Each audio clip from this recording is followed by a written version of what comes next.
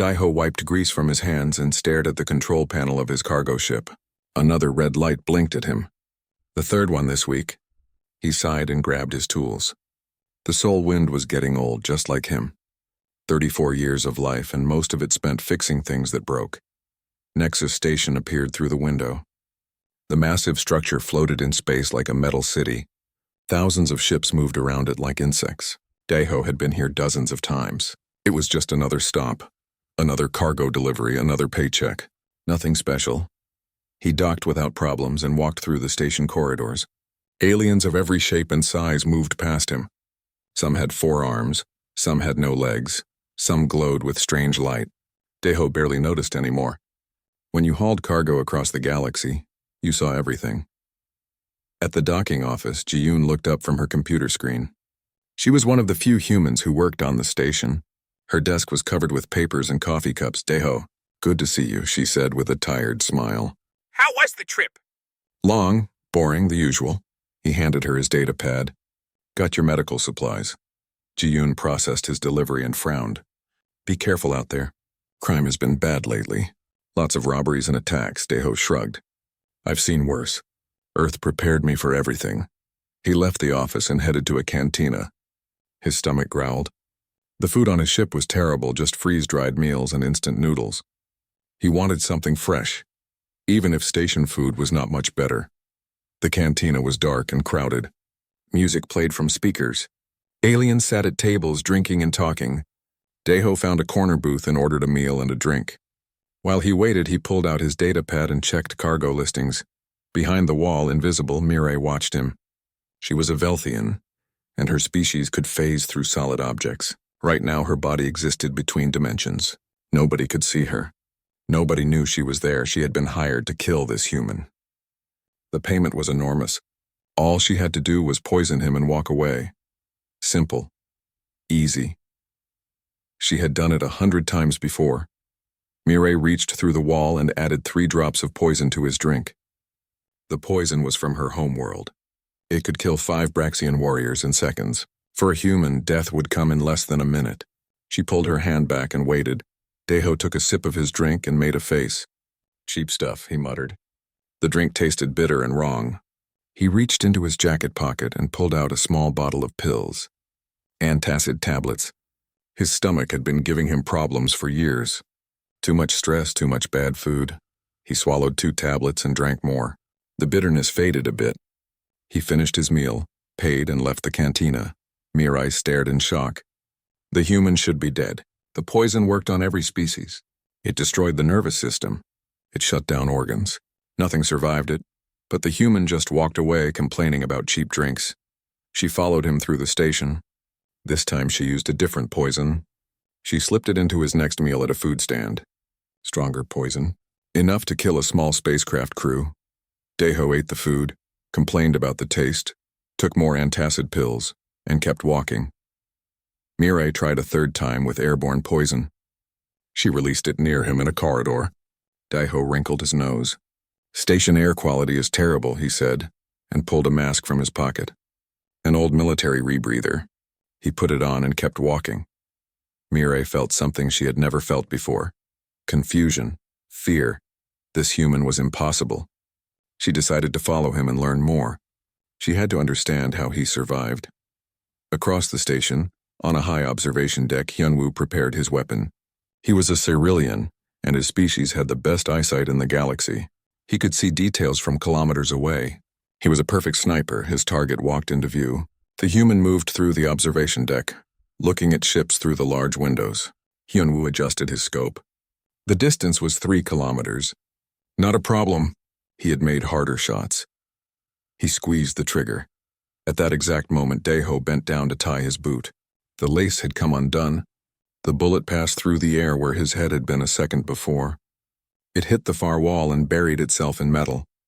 Daiho stood up and looked at the wall. Micrometeorite damage. Station maintenance is getting lazy, he muttered. Hyunwoo could not believe it. He waited. 6 hours later, the human returned. Hyunwoo aimed again. Perfect shot. Perfect conditions. He fired. Daiho turned to look at a passing warship through the window. The movement saved his life. The bullet grazed his jacket, tearing the fabric.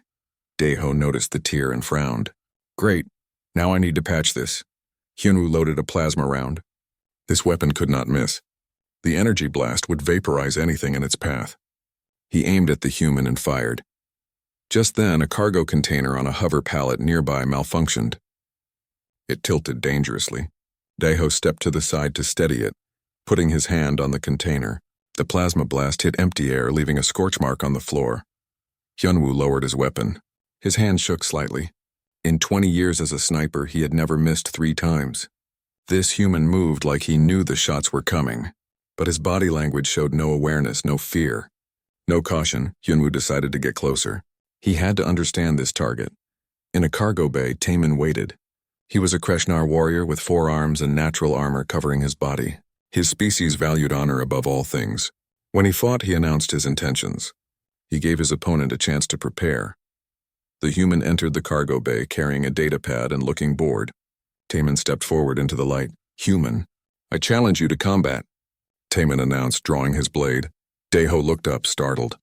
What? No, man, I don't want trouble. He raised his hands. Just take whatever you want. This is not robbery. This is honorable combat. Taemin moved closer, taking a formal fighting stance. Daeho threw his datapad at Taemin's face.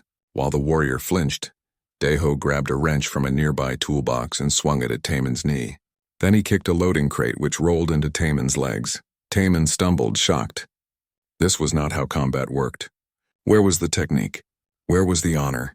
Daeho did not fight like a warrior. He fought like a cornered animal. He used everything around him. He attacked from strange angles. He grabbed Taemin's arms and twisted them in ways that should not work but somehow did. When Taemin tried to use his training, Daeho ignored all the rules. He threw sand from a broken container into Taemin's eyes. He hit him with a fire extinguisher.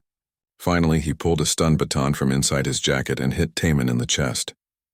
Taemin fell, his body twitching from the electric shock. Daeho stood over him, breathing hard. Crazy station criminals, he muttered, and called security on his communication device. Later, in a dark corner of the station, 3 figures met. Mirai, Hyunwoo, and Taemin sat in silence. They had all recognized each other as professionals. They all had the same target. The poison failed, Mirai said quietly. 3 times. 3 perfect shots. All missed, Hyunwoo added. Taemin touched his bruised chest. He fights without form, without honor, without any technique I recognize. Yet he defeated me. This human is not ordinary, Mirai said. He must be a legendary operative. Someone trained to counter every threat. He makes it look like accidents and coincidence, Hyunwoo agreed. That level of skill is terrifying. We should work together, Taemin suggested. Pool our resources. Perhaps the others will have better luck. They agreed and separated to prepare new strategies. Meanwhile, on the Seoul Wind, Daeho heated a cup of instant noodles in his small kitchen. He turned on an old Earth movie and sat down to eat. The day had been weird. A mugger in the cargo bay, some strange station malfunctions, bad food everywhere, just another normal day in space. He had no idea that 5 of the galaxy's most dangerous assassins were hunting him. He had no idea that 3 of them were now convinced he was the most dangerous being they had ever encountered. He just wanted to finish his noodles, watch his movie, and get some sleep. Tomorrow he had another cargo run. The life of a hauler never stopped. Outside his ship in the shadows of Nexus Station, 2 more assassins prepared their attempts. Nari and Borum watched the Seoul Wind through their sensors. They were confident. Their methods never failed. They did not know that failure was coming. They did not know that dealing with humans meant dealing with something the galaxy had never truly understood. Chaos, adaptability, stubborn, impossible survival against all odds. That was humanity. And Daeho was about to show them exactly what that meant. Nari floated through the darkness of space, invisible to sensors. As a Kixian, her body was pure energy. She could travel through electrical systems and computer networks. Right now, she was approaching the Seoul Wind while Daeho slept inside. She had studied his ship for hours. Old model. Standard systems. Nothing special. This would be easy. She slipped through the hull and entered the main computer. With a thought, she shut down life support, environmental controls, and navigation. Everything failed at once. Nari waited. The human would wake up, panic and die within minutes as the air ran out. Inside the ship, an alarm blared. Deho opened his eyes and groaned. Not again. He climbed out of bed and walked to the control panel. Every screen showed red error messages. Stupid piece of junk, he muttered. He opened a panel in the wall and flipped 3 manual switches. Backup life support activated. Then he went to another panel and cranked a mechanical handle. Backup power came online. Nari watched in confusion. Backup systems? She shut those down too. Deho pulled out a toolbox and started connecting wires. He bypassed the computer entirely and ran systems on manual override. Then he went to the cargo bay and dragged out a large metal box. He opened it and pulled out a chemical oxygen generator, something he had built himself from spare parts. Just in case, he had told himself when he built it. Everything breaks eventually. Nari realized with growing horror that this ship had redundancies that made no sense. Manual overrides for everything. Mechanical backups for electronic systems. Chemical backups for mechanical systems. This human had prepared for complete system failure. She had one option left. She materialized inside the ship, her energy body taking physical form. She would destroy the mechanical systems by hand. She appeared in the corridor glowing with pale blue light. Deho heard a strange humming sound. He grabbed his handheld scanner and walked toward the noise. The scanner beeped wildly. Power surge? Ghost in the system? He had read about this phenomenon, rare energy anomalies that could damage equipment. He went to the cargo bay and opened another container. Inside was a modified shield generator. He had turned it into an improvised EMP device for emergencies. He aimed it down the corridor and activated it. The electromagnetic pulse washed through the ship. Nari screamed as her energy matrix collapsed. She could not hold physical form. She could not phase out. The EMP disrupted everything that made her exist. Her consciousness scattered like smoke and wind. Deho heard the electrical feedback and nodded. That should fix it. He put away the EMP device and went back to restarting his systems. Within an hour, everything was running again. He made a note to check the computer for bugs in the morning. 3 kilometers away on the station, Mireille, Hyunwoo, and Taemin had been monitoring the Seoul wind. They watched Nari's life signs disappear. She is dead, Hyunwoo said quietly. He killed her while doing maintenance. Mireille whispered. He did not even know she was there. Taemin said nothing. Fear was not an emotion his people felt often, but he felt it now. The next night, Borum made his move. He was a Thalaxi, and his species were the most powerful psychics in the galaxy. They could read minds, control thoughts, and break consciousness itself. Borum had destroyed the minds of generals and politicians. A single human would be simple. While Deho slept, Borum reached out with his mind. He touched the edges of the human's consciousness and pushed inside. What he found was chaos.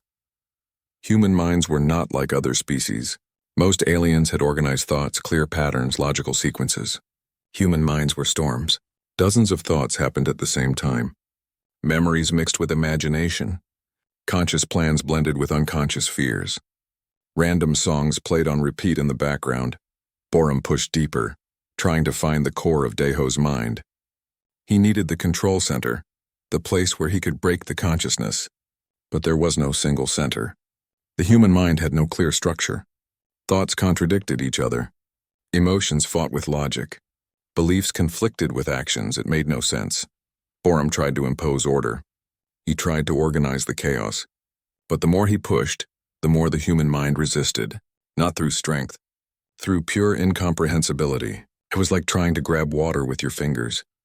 Borum's own mind began to strain. His carefully ordered thoughts started to fragment. The chaos was contagious. He was getting lost in the maze of human consciousness. He needed to retreat, but he could not find the way out. Panic flooded through Borum. He was trapped inside this impossible mind. He experienced everything at once. Every fear Deho had ever felt. Every trauma. Every worry about money, health, relationships, the future. The weight of living with constant uncertainty. The stress of adapting to endless change. For a species that valued mental clarity and control, it was torture. Borum's mind shattered. His consciousness broke apart and dissolved. He died without ever waking up. In the morning, Deho woke with a headache. Slept on my neck wrong, he muttered. He took some painkillers and started his day. He had cargo to deliver. In their hiding place, the 3 remaining assassins sat in stunned silence. They had felt Borum's death through the psychic network. 2 of their number were now gone. Dead. Killed by a target who seemed completely unaware of their existence. "We need to talk about humans," Mirai said finally. For hours they shared information. Hyunwoo explained what he had observed. Humans had incredible awareness of danger. They noticed small details. They reacted to threats before conscious thought. It looked like magic, but it was actually pattern recognition, evolved over millions of years on a dangerous planet. Mirai talked about human biology. They had backup organs. Their livers could process toxins. Their stomachs could handle foods that would poison other species. Their immune systems fought off diseases constantly. They were built to survive. Taemin discussed combat. Humans had no single fighting style. They learned from every source. They mixed techniques. They used the environment. They adapted to each opponent. They fought to win, not to show skill or honor. Earth was a death world, Mirai said slowly, not because of large predators, but because everything was trying to kill everything else. And humans learned to survive all of it. They are not superior in any single way, Hyunwoo added, but they are adaptable in every way. They expect failure and prepare for it. They expect danger and watch for it. They expect change and embrace it. "What do we do?" Taemin asked. "Continue the contract?" They sat in silence considering. 2 of their colleagues were dead. The target had not even realized he was being hunted. If they continued, they might die too. But if they stopped, they would break their professional code. "We warn him," Mirai decided. "We tell him someone hired us. We help him find out who and why." "That is not how we work," Hyunwoo protested. "This is not a normal contract. This is not a normal target," Mirai stood up. "I want to know who hired us to kill something this dangerous. And I want to know why." At the same time, Daeho was starting to notice patterns. He sat in Ji-yoon's office reviewing security footage. She had helped him file reports about the mugger and the system failures. Now he was looking at the recordings more carefully. "That woman," he said, pointing at the screen. "She was in the cantina. And here, outside my ship. And there, in the corridor." Ji-yoon leaned closer. "You think you are being followed?" "Maybe, and this guy." He pointed at another figure. He was on the observation deck 3 times, always in high places with good views. Ji-yoon pulled up more records. Incident reports. System failures, accidents, all centered around Daeho. Too many to be coincidence.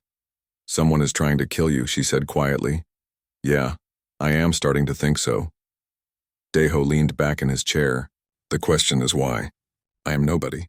Just a cargo hauler. I do not have enemies. Maybe it is not about you personally. Maybe it is about you being human."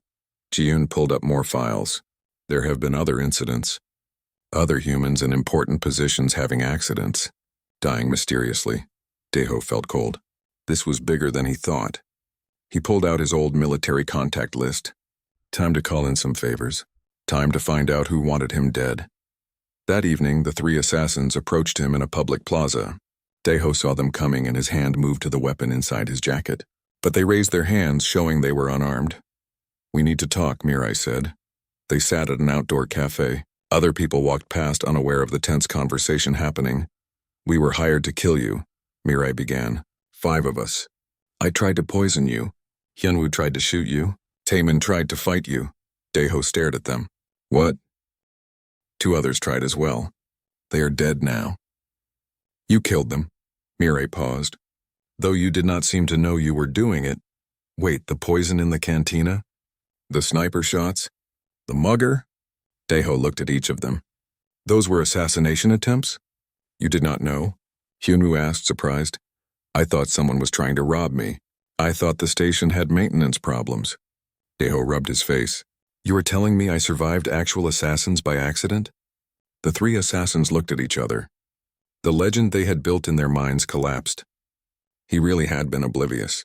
Every impossible counter was just normal human behavior. The most dangerous being they had ever encountered was simply living his life. Taemin stood and bowed deeply. "I wish to become your student. Teach me your formless fighting style." "My what?" "I do not have a style. I just try not to get killed." "Exactly," Taemin said reverently. Mirai leaned forward. "We want to help you find who hired us. Someone paid a lot of money to see you dead. We want to know why. And you are fascinating, she added. Your biology, your mind, your survival instincts. Humans are unlike anything we have studied. Hyunwoo nodded. We will protect you, help you investigate, and learn from you. Daeho looked at them for a long moment. 3 professional killers wanted to join him.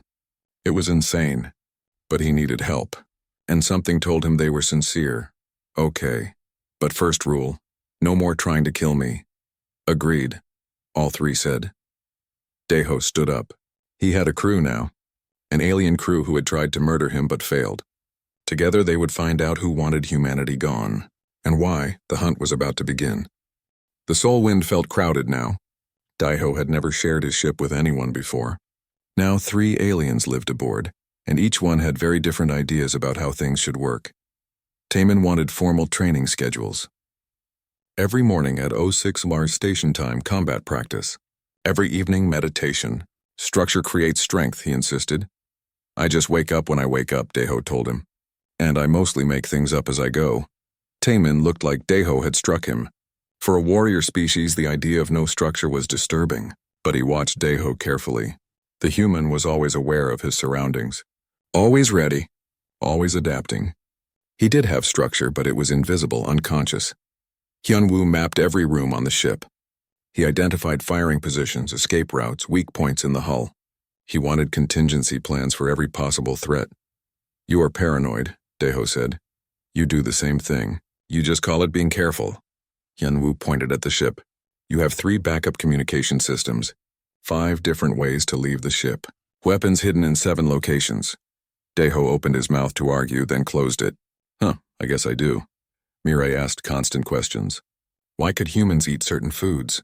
Why did they need so much water? Why did they sleep for 8 hours instead of the standard 4? Daeho did not know most of the answers.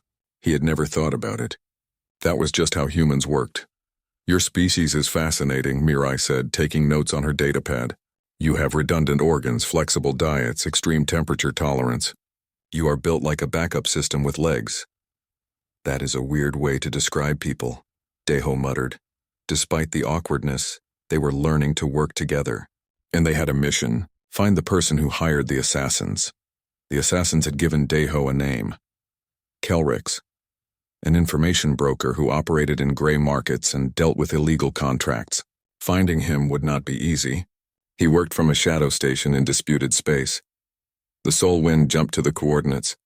The shadow station appeared on their screens. It was old, cobbled together from broken ships and stolen parts. Hundreds of vessels surrounded it, all of them trying to hide from galactic authorities. They docked without incident. The plan was simple. Mirai would phase through the walls and locate Kelrix.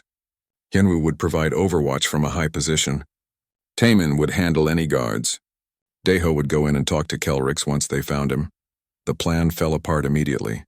Kelrix had upgraded his security recently. The walls had phase-blocking fields. Mirai could not pass through them. The guards had scanning equipment that detected Hyunwoo's position, and there were far more security personnel than expected. New plan, Daeho said over the communication channel. We improvise. Taemin expected orders, a strategy. Instead, Daeho said, Mirai, can you shut down the phase blocking? If I can reach the generator, yes. Hyunwoo caused a distraction. Pull the guards away from the generator room. Understood. How? I do not know. Shoot something important looking, but not too important. Hyunwoo found a cargo container marked with hazard symbols. He shot it, alarms blared. Guards ran toward the leak.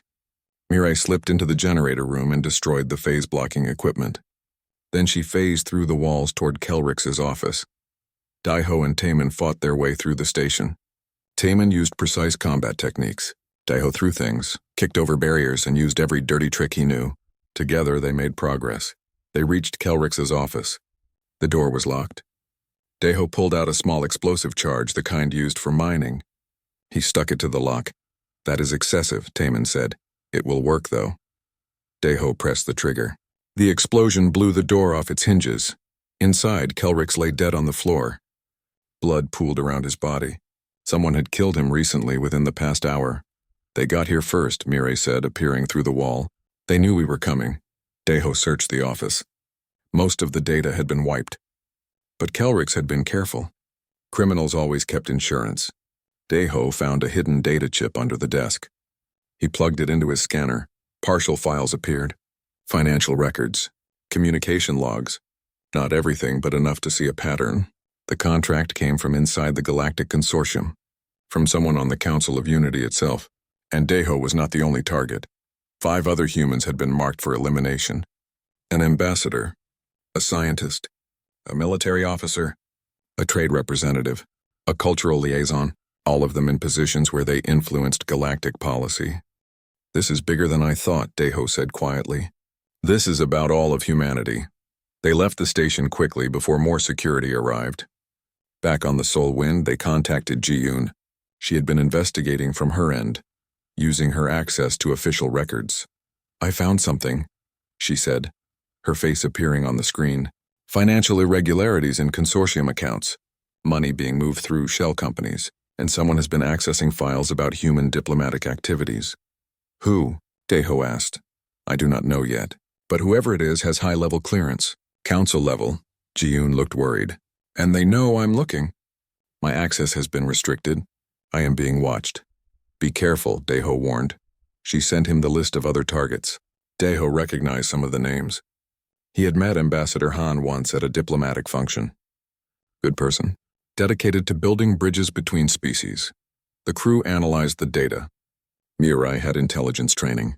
She noticed the pattern first. "These humans are all innovators," she said. "They solve problems in unusual ways. They break protocols. They find creative solutions." She looked at Deho. "They are like you." "Someone wants to remove humans who think differently," Hyunwoo added, "who do not follow the standard methods." Taemin nodded. "My species faced this centuries ago. We were warriors. We valued combat and honor. When we joined the consortium, we were told to suppress our nature, to become peaceful, to follow galactic norms. Many of our cultural practices were lost." He looked sad. "We became smaller versions of ourselves, and now I see humans facing the same threat. We need to warn the others," Deho decided. "Before it is too late." They tried. They sent messages. They made calls. But they were too late for Ambassador Han. News reached them as they traveled. Shuttle accident, mechanical failure. The ambassador was dead. Deho attended the memorial service on Nexus Station. Hundreds of beings gathered to honor the ambassador. Speeches were given about her dedication and service. But Deho saw the truth behind the accident. Murder disguised as misfortune. He met other human officials there. Dr. Yoonji, a scientist working on cooperative research projects. Commander Minho, a military liaison. They did not believe him at first when he warned them about the conspiracy. "That sounds paranoid," Dr. Yoonji said gently. "Maybe.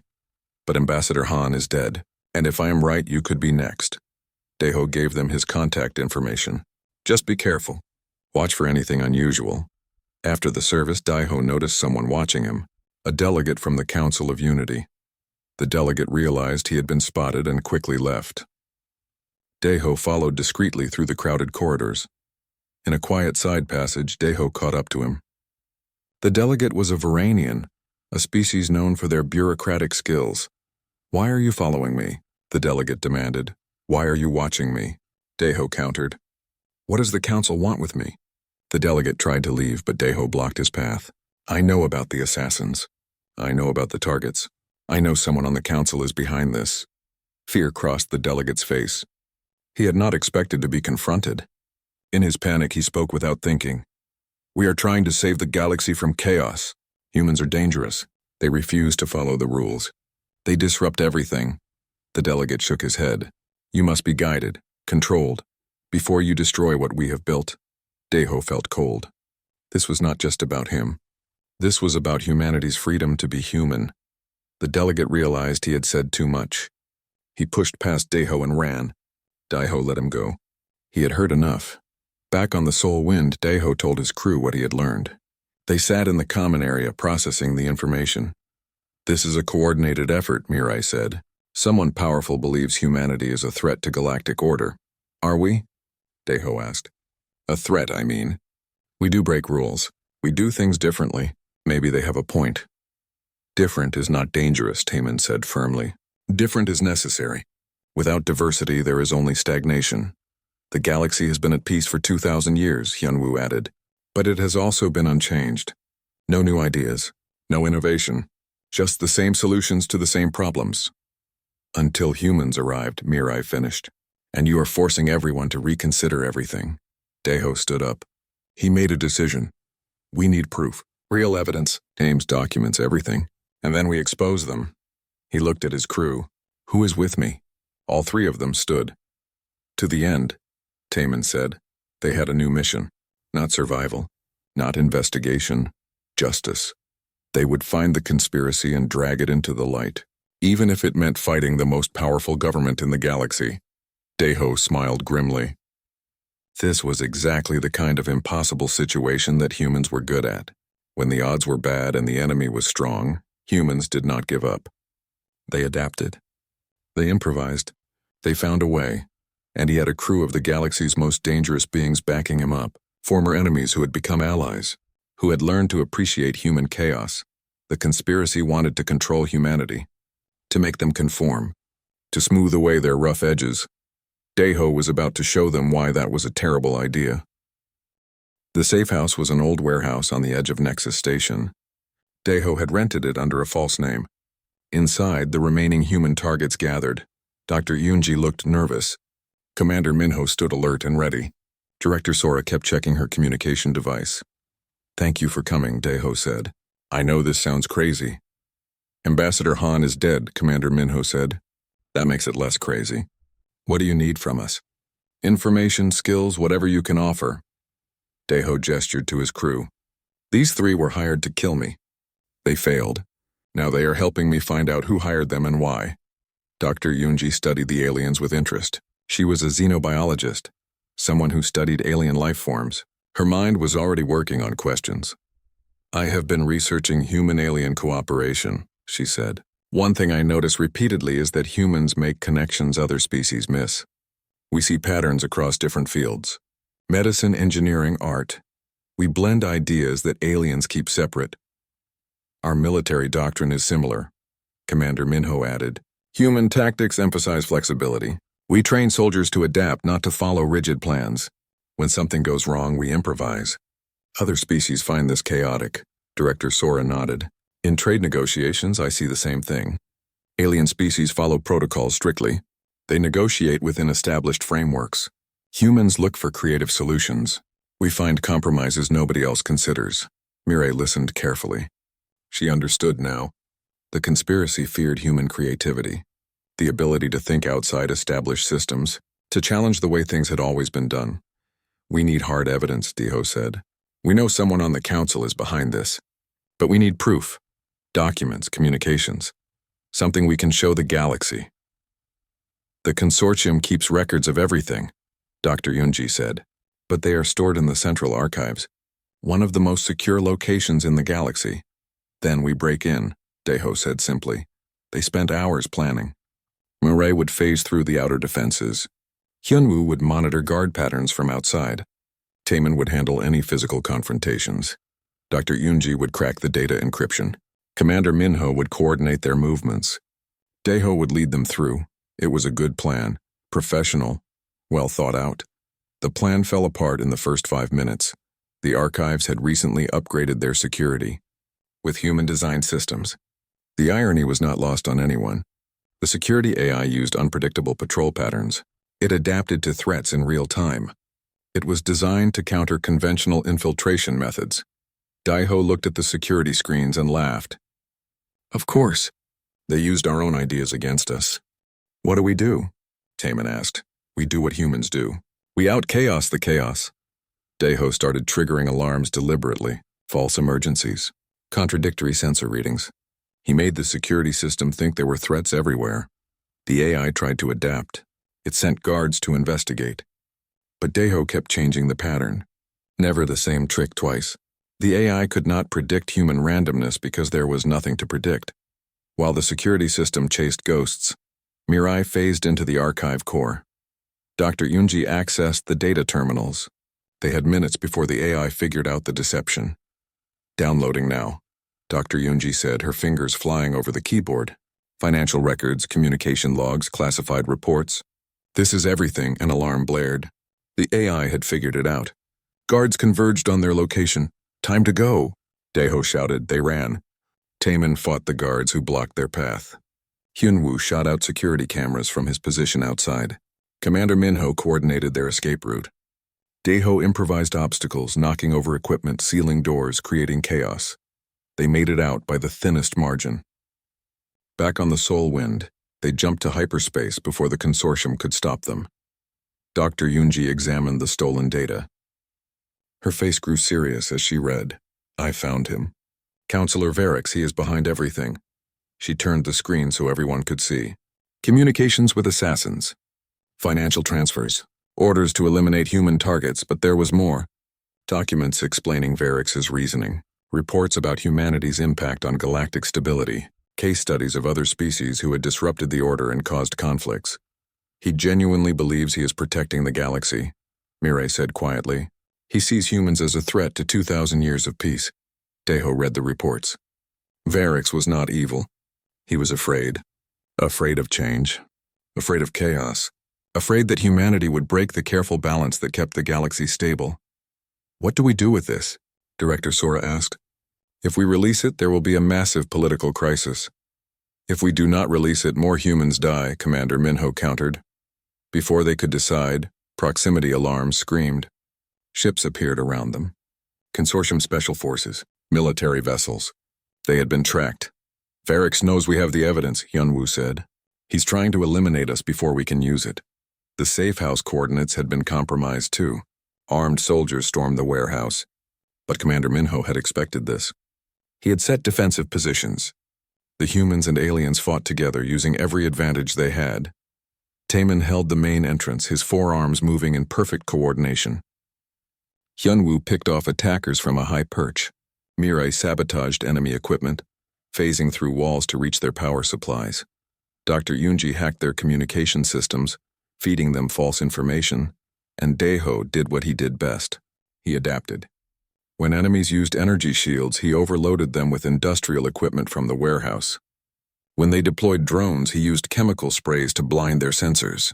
When they tried to surround the group, he blew a hole through the wall and created a new escape route. They escaped, but barely. Director Sora was injured in the fighting. A plasma shot had grazed her side. Dr. Yoonji stabilized her, but they needed proper medical care. On the Sol Wind, Daeho made a decision. "We go public." "Right now?" "All of it." He looked at his crew. "Jiyoon has media contacts. Dr. Yoonji can package the data. We broadcast everything to every network in the galaxy simultaneously." "That will cause chaos," Director Sora said weakly from the medical bay. "Yes. But it will also make us too visible to kill quietly. Varix will have to respond publicly. And the truth will be out there." Daeho smiled grimly. "Chaos is what we do best." They worked quickly. Jiyoon used her connections to reach news networks across the galaxy. Dr. Yoonji prepared the data in a format anyone could verify. Within an hour, the evidence was broadcasting everywhere. The reaction was immediate and massive. Some species expressed outrage at the conspiracy. Others expressed fear, agreeing with Varix's assessment of human danger. Humanity's position in the galaxy became the subject of intense debate on every planet. Counselor Varix responded with a public statement. He admitted his involvement. He explained his reasoning. He defended his actions as necessary to protect galactic stability.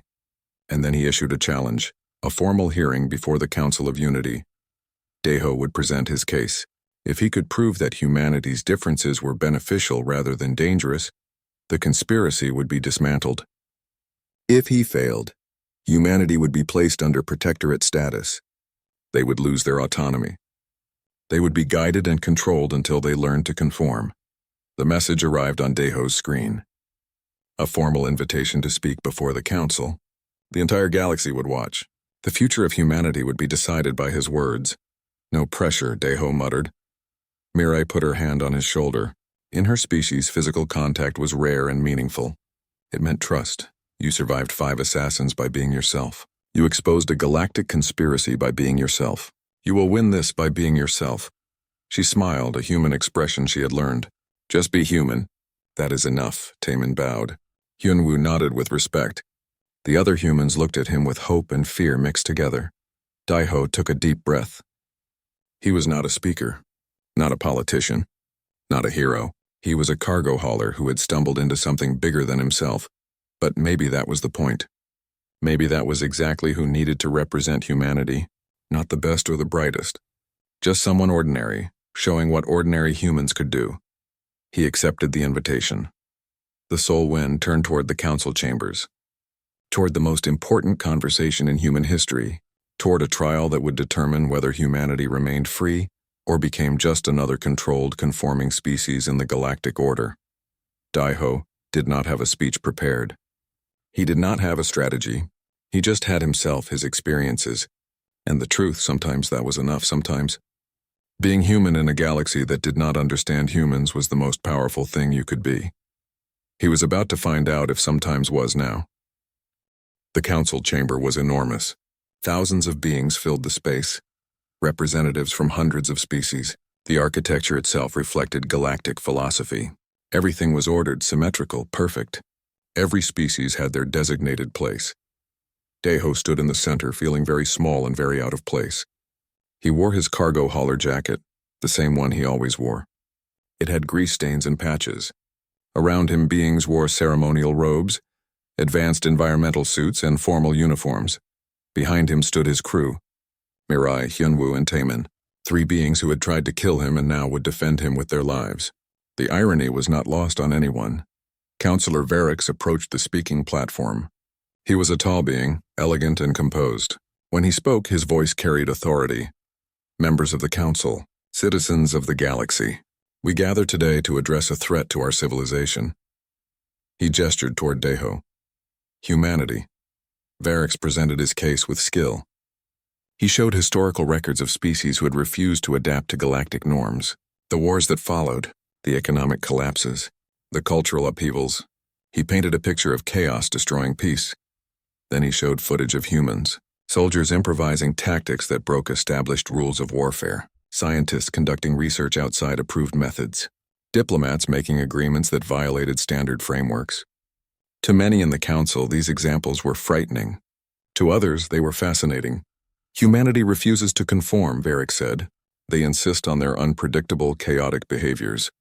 This poses an existential threat to the order we have maintained for 2,000 years. He looked directly at Daiho. We must guide them, teach them, control them. Before they destroy what we have built, it is for their own good and for the good of all civilized species. The council chamber filled with murmurs. Some species agreed. Others looked uncertain. The decision was not yet made. A voice spoke in the chamber. The human may respond. Daiho walked to the platform. His hand shook slightly. He was not a trained speaker. He stumbled over the formal greeting. He forgot to address the council properly. He was in every way obviously out of his depth, and somehow that made him more believable. Counselor Varix is right, Daiho began. Humans are unpredictable. We do not follow established norms. We improvise, adapt, and make things up as we go. Some council members nodded as if this admission proved Varix's point. But I want to challenge the idea that this is a weakness, Daiho continued. Let me tell you my story. 5 assassins were hired to kill me. Professional killers. The best in the galaxy. He described each attempt. The poison that his antacid tablets neutralized by accident. The sniper shots he avoided because he tied his boot or turned to look at a ship. The combat where he used dirty tricks and improvised weapons. I survived not because I am special. I survived because I am human. We prepare for everything to break because on Earth everything did break. We watch for danger because Earth was full of danger. We adapt because that is how we evolved. He gestured to the chamber. Daiho noticed that beings were leaning forward, listening. For 2,000 years you have had peace. That is wonderful. That is an achievement. But you have also had stagnation, the same protocols, the same approaches, the same solutions to the same problems. He paused. What happens when a new problem appears? One that your old solutions cannot fix? He called forward his crew. Mirai spoke about how studying human biology opened new research directions. Hyunwoo discussed how human threat awareness improved his own tactical thinking. Taemin explained how learning human combat philosophy reconnected him with his species' lost warrior heritage. Working with humans changed us, Mirai said, made us better at what we do. Not by replacing our methods, but by adding new possibilities, Daiho continued. His nervousness faded as he spoke from the heart. Humanity is not a threat to galactic order. We are a reminder that there is more than one way to do things, more than one path to success. In a galaxy where everyone has been smoothed into conformity, humans are rough edges. He looked at Varix. And sometimes, rough edges are what you need to gain traction when everything else is slipping. Varix stood to respond. His voice was passionate, intense. You speak of possibilities, but I speak of consequences. I have studied history. Species that refused to adapt caused wars, economic disasters, cultural destruction. He showed more data, more examples. Your chaos will tear apart what we have built. The council debated for hours. Representatives stood to speak. Some shared stories of negative human impacts, trade deals that fell apart, research projects disrupted, diplomatic incidents. Then others spoke in humanity's defense. A Braxian counselor told a story about a human scientist saving a dying colony with an unorthodox solution. A military officer described how human tactical advice prevented casualties. A merchant praised human negotiators for finding creative compromises. A pattern emerged. Humans were frustrating, unpredictable, often infuriating, but they were also innovative, persistent, and surprisingly effective. They represented not a threat to order but an addition to it. The council called for a vote, not on guilt or innocence, but on what to do about humanity's place in the galaxy. The debate lasted into the night. Finally, the council reached a decision. The head counselor spoke. Her voice was ancient and measured. We reject protectorate status for humanity. They will remain autonomous and free. Relief washed through Daiho. But the counselor continued. However, we also reject unrestricted integration. Instead, we establish a new framework. A cultural exchange program. Humans will learn galactic norms and protocols. Aliens will learn human approaches and methods. Both sides will adapt to each other. She paused. This is a compromise. A very human concept, we are told. Some council members smiled at the irony. A human idea solving a problem about humans. Varix accepted the verdict with dignity. He approached Daiho privately after the hearing. I still believe your species is dangerous, Varix said quietly. But perhaps danger is sometimes necessary. I will watch humanity carefully. If you prove me wrong, I will be the first to admit it. Daiho extended his hand, a human gesture. After a moment, Varix took it. That is all we ask. A chance to prove ourselves. The conspiracy was dismantled. Those involved in the assassinations were prosecuted. The evidence Daiho and his crew had gathered was made public. Humanity's position in the galaxy was secured, though challenges remained. Months later, Daiho was back on the Soul Wind. His crew was with him. They had formed a legitimate company now, taking jobs that other crews could not handle. Situations requiring human unpredictability and alien expertise. Ji-yoon had been promoted to head of interspecies relations on Nexus Station. Dr. Yoonji continued her research with new funding and support. Commander Minho worked to blend human and alien military doctrines. Director Sora became a leading voice in galactic trade. The galaxy was changing. Slowly, carefully, but changing. Daiho sat in his cockpit, looking at the stars. He thought about how far he had come. From a simple cargo hauler to the face of humanity's struggle for freedom. And yet, he had not really changed at all. He was still just a guy trying to do his job and survive another day. But now he understood something important. Being human, with all its chaos and unpredictability, was not a flaw. It was a strength. Not because humans were better than other species, but because diversity made the galaxy stronger. His communication device beeped. A new job offer, high risk, low chance of success. The kind of impossible situation that no sane crew would accept. Daiho smiled. Hey crew, we have a new contract. Mirai appeared in the doorway, phasing through the wall as usual. What kind? The impossible kind. Taemin entered from the corridor. Good. The possible is boring. Hyunwoo checked his weapons. I have already calculated 17 ways this could go wrong. Perfect.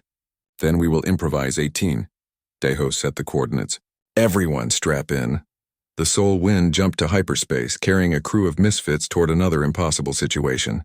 A human and 3 aliens who had learned to work together despite their differences, who had learned that sometimes the best solution was the one nobody expected. Across the galaxy, other humans were doing similar things. Breaking rules, finding new solutions, challenging old assumptions. Not to destroy galactic civilization, but to help it grow. Some species still feared them, some still wanted them controlled. But more and more were learning to appreciate what humanity brought. The reminder that stagnation was not peace.